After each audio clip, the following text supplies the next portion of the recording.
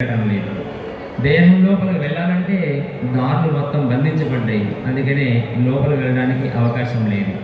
లోపలికి వెళ్ళాలంటే ఇప్పుడు గురువుని ఆచరించి గురువే పరాత్పరుడని పరమేశ్వరుడని సాక్షాత్తు పరబ్రహ్మని సేవించగలిగితే నీ మనసుతో కూడుకున్న దేహాన్ని మంత్రపిండంగా మార్చి నీ దేహంలో నువ్వు ఎక్కడున్నావో చూపించే అవకాశం ఏర్పడుతుందన్నమాట.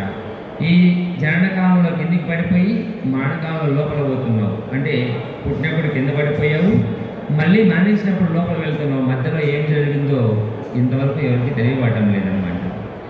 ఈ లోపలికి ఈ దేహం ఉన్నట్టుగానే గురువుని ఆచరించి సోహం సోహం సోహం అని నిమిషానికి 15 సార్లు, గంటకు 900 సార్లు, రోజుకి 21,600 సార్లు శ్వాసలేకి మనసు లయం చేసి దేహం లోపల కానీ ప్రవేశించగలిగితే తన దేహంలో ఎక్కడ ఏముంది, దేహం లోపల ఎక్కడ ఎవరు ఉన్నారు, అసలు నేను దేహాన్న లేకుండా దేహానికి అతీతంగా ఉన్నటువంటి వాడిన అన్న విషయం తెలియబడే అవకాశం ఏర్పడుతుంది.